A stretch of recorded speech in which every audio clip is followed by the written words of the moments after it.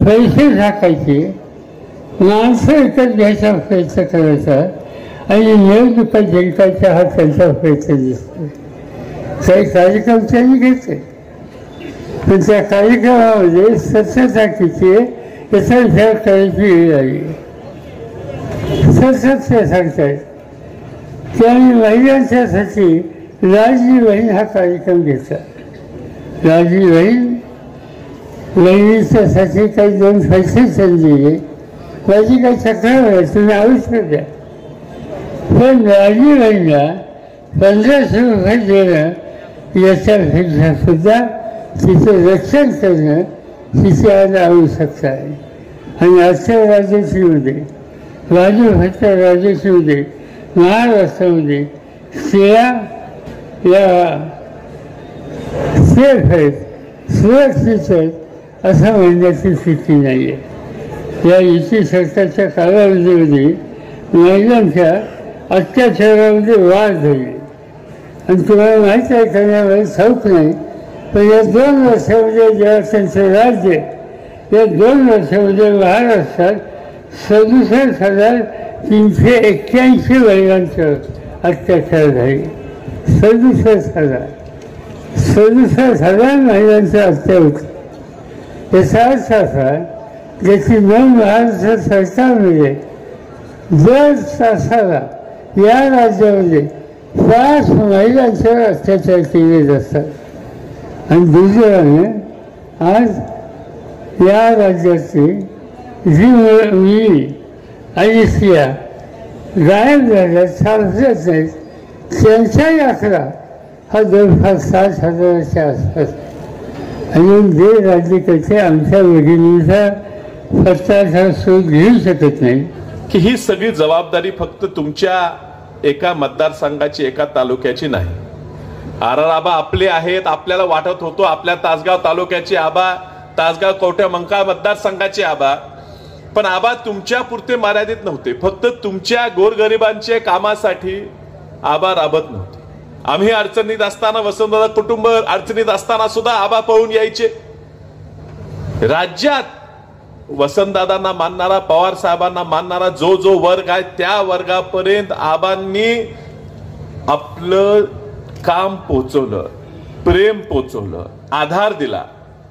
महाराष्ट्रभर अशी लोक आहेत ज्यांना आबांचा आधार होता आणि आबा वारल्यानंतर त्यांच्यावर डोंगर कोसळत होता. त्यांची अपेक्षा ह्या रोहित दादाकडनं होती. अवघ्या 15-16 वर्षाच्या पोराकडनं 9 वर्ष रोहित दादा आमदार नाही, खासदार नाही, साधा नगरसेवक नाही, पण 9 वर्षात त्यांनी महाराष्ट्रात, फक्त तासगावात नव्हे महाराष्ट्रात स्वतःचा एक वेगळा नावलौकिक कमवला.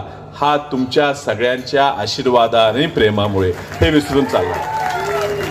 आज तुमच्या आमची सगळ्यांची जबाबदारी आहे.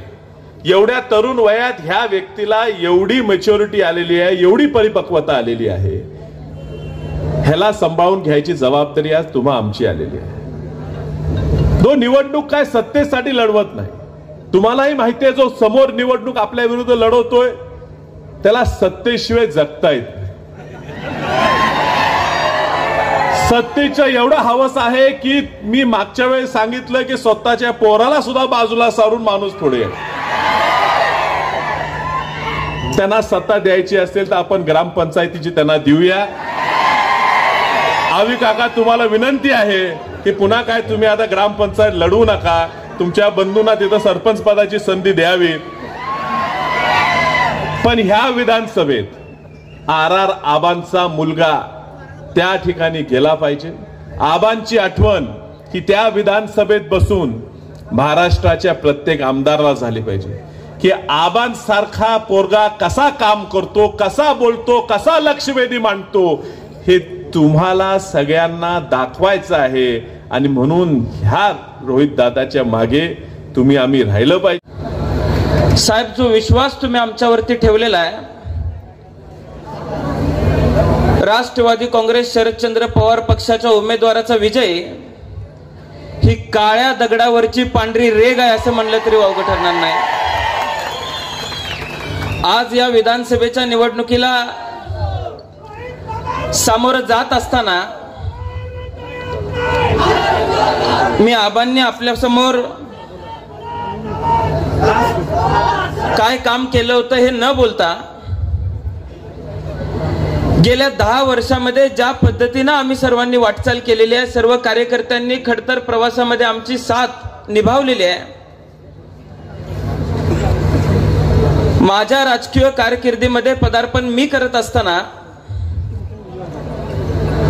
हा जिल्हा वसंतदादांचा आहे, हा जिल्हा राजाराम बापूंचा आहे, हा जिल्हा पतंगराव कदम साहेबांचा आहे, हा जिल्हा शेंडगे बापूंचा आहे, हा जिल्हा नानासाहेब सगरेंचा आहे. या सगळ्या गोष्टींची जाणीव स्वर्गीय आबांचा मुलगा म्हणून वाटचाल करत असताना मला नेहमी राहील. पतंगराव कदम साहेबांनी, जयंत पाटील साहेबांनी आबांच्या साथीने गेल्या 10 वर्षापूर्वी जिल्ह्याला नवी दिशा देण्याचं काम केलं होतं. पण दुर्दैवाने कदम साहेबही आपल्यातून गेले, आबाही आपल्यातून गेले आणि जिल्ह्याला ज्या कळा सोसाव्या लागलेल्या आहेत, ज्या खडतर प्रवासावरती सामना करावा लागलेला आहे, साहेब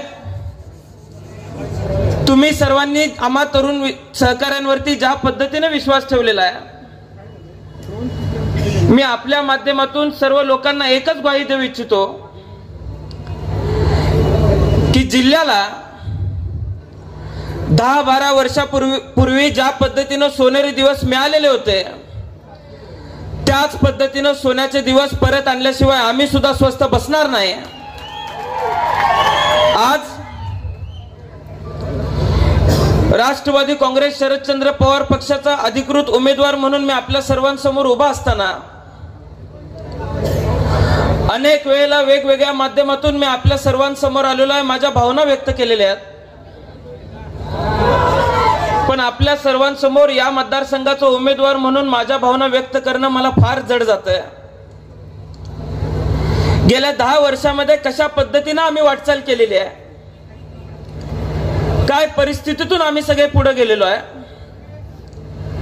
मी साहेब आपल्याला एकच गोष्ट सांगू इच्छितो, कितीही अडचणीचा काळ असू दे, या मतदारसंघातल्या गोरगरीब जनतेनं मला, माझ्या आईला, माझ्या कुटुंबाला तळ हाताच्या फोडाप्रमाणे जपण्याचं काम केलेलं आहे.